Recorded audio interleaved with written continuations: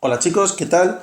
En este vídeo vamos a ver las reacciones de oxidación-reducción para reacciones orgánicas. Entonces, básicamente lo que tenemos que saber es que una oxidación de una molécula orgánica lo que corresponde habitualmente es un aumento de su contenido en oxígeno. Y una reducción, pues básicamente sería una reducción de su contenido en oxígeno, o también podemos decir que es un aumento en hidrógeno. Recordad que lo más importante es saber con qué especies son oxidantes y qué especies son reductores, es decir, qué especies van a hacer que mi compuesto orgánico se oxide y qué especies van a hacer que mi compuesto orgánico se reduzca. Entonces, es importante que conozcáis estos compuestos, ¿vale? El permanganato de potasio, este es un oxidante muy fuerte. Otro oxidante típico es el dicromato, ¿vale? He dejado un 2. Y obviamente, oxígeno, claro. Recuerda, la combustión es una reacción de oxidación, es una reacción con oxígeno, ¿vale? Estos serían los oxidantes. ¿Qué significa eso? Que cuando el compuesto orgánico se enfrente con alguno de estos, ese compuesto orgánico se va a oxidar, ¿vale? ¿Y con qué reactivo va a coger el compuesto orgánico y se va a reducir? Pues con este de aquí, ¿vale? Que es hidruro de litio y aluminio, tetrahidruro de litio y aluminio, y obviamente pues también si se le hace reaccionar con hidrógeno. Estos son los reductores, ¿vale? Estos son reductores, son especies reductoras, y estas son las especies oxidantes, es decir, cuando se enfrente con cualquiera de estos, el compuesto se va a oxidar, y si se enfrenta con cualquiera de estos, el compuesto se va a reducir. Y recordar lo que he dicho antes es, se oxida, significa vulgarmente que gana oxígenos. Eso significa que se oxida. Vale, entonces tenemos que ver un poquito lo que ocurre. Entonces vamos a coger los típicos que podemos ver siempre, son lo que ocurre con los alcoholes primarios, secundarios y terciarios. Entonces, vamos a ver qué ocurre, por ejemplo, si tenemos un alcohol primario. ¿Qué le ocurre al alcohol primario si se oxida? Bueno, pues si el alcohol primario, si se oxida, pasa a ser un aldehído.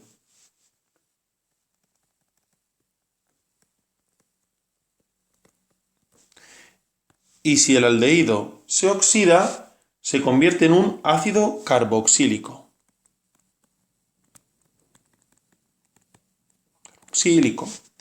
¿Vale? Todo esto, obviamente, si ha estado regido por un oxidante que no sea fuerte, como por ejemplo este. Pero si el alcohol primario se enfrenta a un oxidante fuerte y concentrado, es decir, fuerte y concentrado como el permanganato, si además está concentrado, puede pasar directamente a carboxílico sin pasar por estos intermedios. ¿Vale? Si queréis podemos poner un ejemplo muy sencillo. Tenemos un alcohol primario, pues un alcohol primario podría ser simplemente este de aquí, un etanol, ¿vale? Le ponemos aquí el OH, tiqui tiqui, y tiene una batita, otra, 2, ¿vale? Puede dar lugar al oxidarse, puede dar lugar a este compuesto, que es un aldehído, es decir, oxidar significa que gana oxígenos o también que pierde hidrógenos. Vemos que ha perdido hidrógenos, ¿vale? El alcohol primario, el etanol, al oxidarse, da lugar a un etanal, pero si se sigue oxidando, da lugar ¿a quién? A un ácido etanoico. Este de aquí, si en lugar de enfrentarse con un dicromato, por ejemplo, se enfrenta con oxígeno, se enfrenta con permanganato concentrado, directamente pasa a ácido carboxílico. Bueno, pues este mismo ejemplo que hemos hecho aquí lo vamos a hacer a la inversa. Es decir, si yo tengo mi ácido carboxílico, este de aquí, y lo enfrento con tetrahidruro de litio y de aluminio, el ácido carboxílico pasa a ser un etanal. Este ácido etanoico, se convierte en etanal. Si yo el etanal lo reduzco también por tetrahidruro de litio y de aluminio, paso de tener el ¿qué? El etanal, al, que lo digo, a ver si lo digo, al etanol, alcohol, ¿vale? Sencillo. Esto sería con alcoholes primarios. Y si tenemos un alcohol secundario, es decir, que el alcoholete en lugar de estar en la punta, está entre medias. Vamos a ver qué ocurre. Pues si el alcohol primario lo oxidamos, se oxida. ¿Qué ocurre si lo oxidamos? Pues si oxidamos el alcohol primario, ahora fijaros lo que ha pasado aquí. Vamos a hacerlo todo el rato con ejemplos. Tenemos, vamos a poner 1,3, un propanol, ¿vale? Un propan 2-ol, para nombrarlo bien. Aquí iría 3, aquí iría 3, aquí iría 1, porque hay una patita, otra patita, y aquí tenemos el alcoholete. Bien, perdón, secundario. Vale, si ahora de aquí lo que tenemos que hacer es arrancar un hidrógeno, porque perdemos hidrógeno, es decir, estamos oxidando, fijaros lo que me queda. Perdón, no tiene que ser en rojo, vamos a poner bien los colores, en azul. Fijaros lo que me queda. He perdido el hidrógeno, me queda ahí un doble enlace con el oxígeno. Anda, se me ha convertido en una cetona. Así que al fin y al cabo, mal dicho, un aldehído es una acetona que está al final, o un acetona es un aldehído que está, o un aldehído es una acetona que está al final, ¿vale? Si tenemos el grupo el grupo carbonilo. Pues entonces, fácil, un alcohol secundario al oxidarse da lugar a una acetona, y si la acetona se oxida, obtenemos dos ácidos carboxílicos, ¿vale? En este caso tenemos dos ácidos carboxílicos, se parte, ¿vale? Y tendríamos, por un lado podremos tener este, por otro lado podemos tener este, 1, 2, 3, así, este de aquí, ¿vale? Es decir, esa acetona se parte y lo que obtenemos, dos ácidos carboxílicos al oxidarse, obtenemos el etanoico y obtenemos el metanoico, ¿vale? Hasta aquí fácil. Bien, esto es importante que lo sepáis, que si yo la acetona la reduzco, obtengo un alcohol secundario, ¿vale? Hasta aquí sencillo. Bien, hemos visto alcohol primario, alcohol secundario. ¿Y qué ocurre con los alcoholes terciarios? Bueno, pues los alcoholes terciarios no se oxidan, ¿vale? De la manera en la que ya están constituida la molécula, es muy complicado oxidarse, entonces no consideramos que no se oxidan para nosotros, ¿vale? Vamos a ver una serie de ejemplos.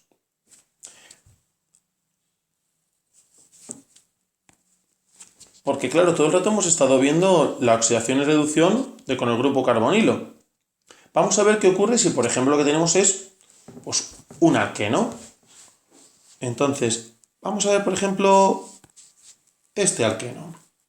CH3, CH2, CH, CH3.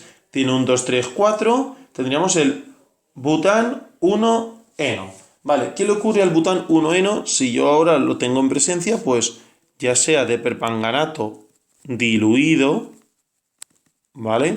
O de dicromato de potasio. Vale, ¿qué le ocurre? Pues el alqueno se convierte ¿en quién? En un dialcohol, ¿vale?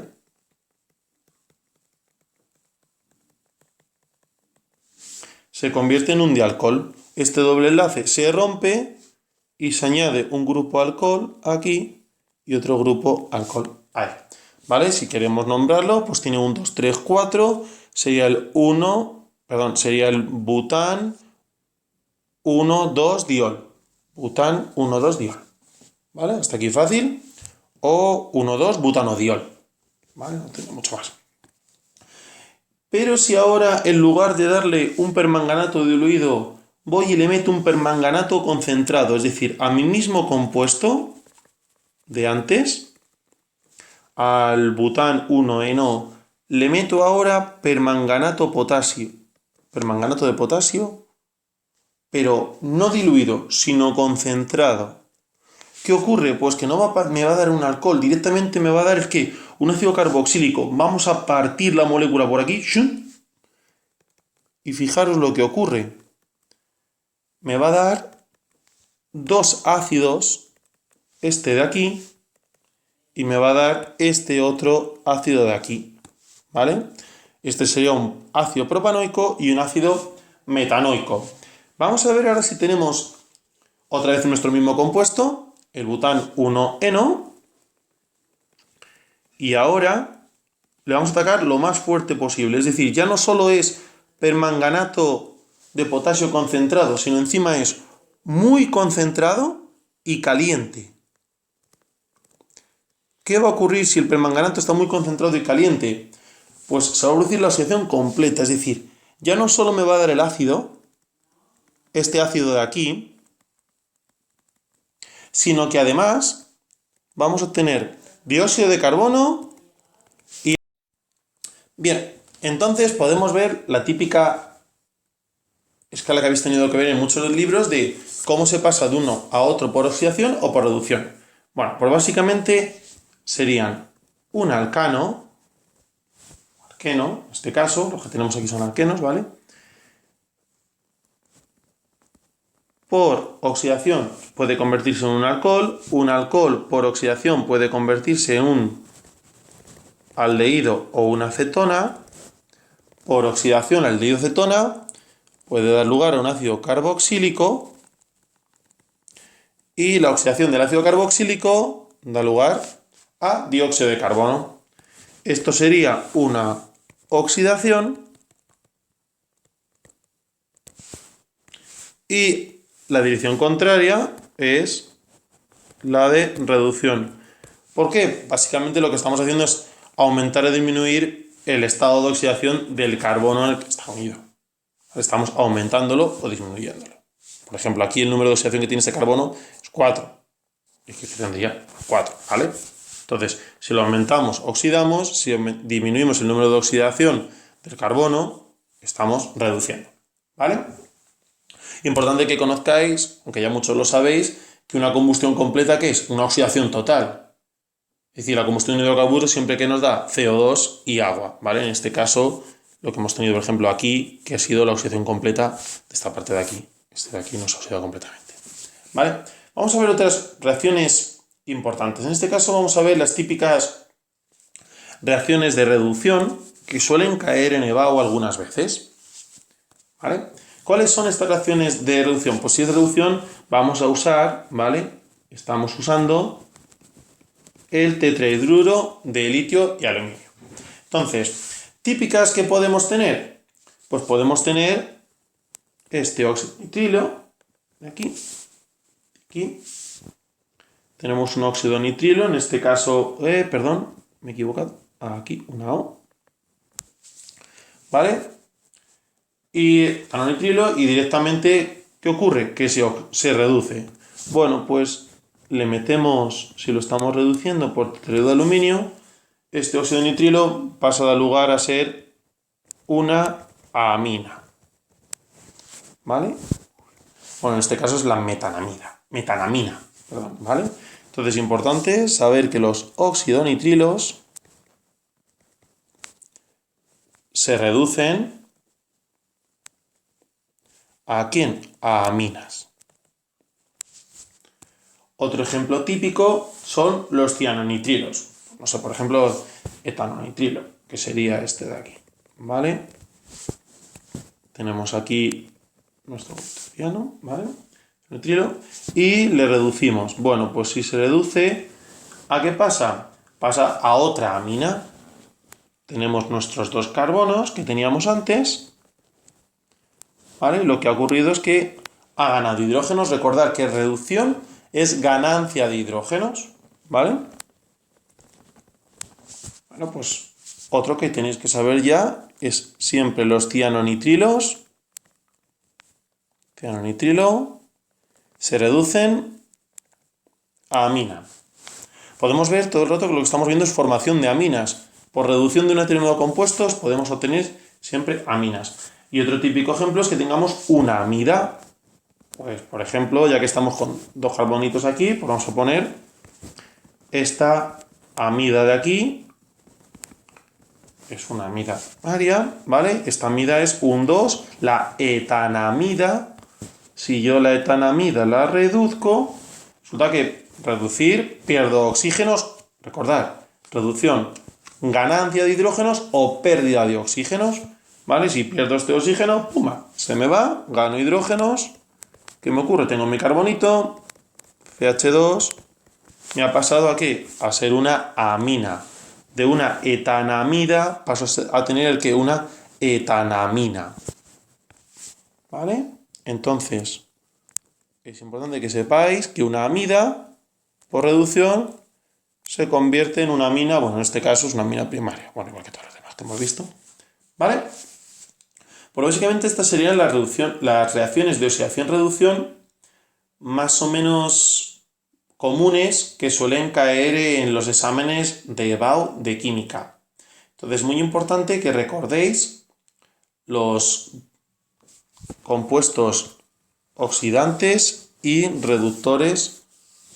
¿Por qué? Porque son los que van a decir qué es lo que está ocurriendo. Entonces, siempre que veis este compuesto, es un oxidante fuerte. El reactivo orgánico se va a oxidar en presencia de este compuesto. Si está concentrado, se produce una oxidación mayor. Esto es un oxidante más débil, esto es un oxidante fuerte, y tenéis que saber que el tetrahidruro de litio y aluminio es un reductor, ¿vale? Al igual que al acero reaccionar con hidrógeno. Bueno, pues espero que os haya sido fácil y útil, y si os ha gustado, pues suscribiros. Muchas gracias.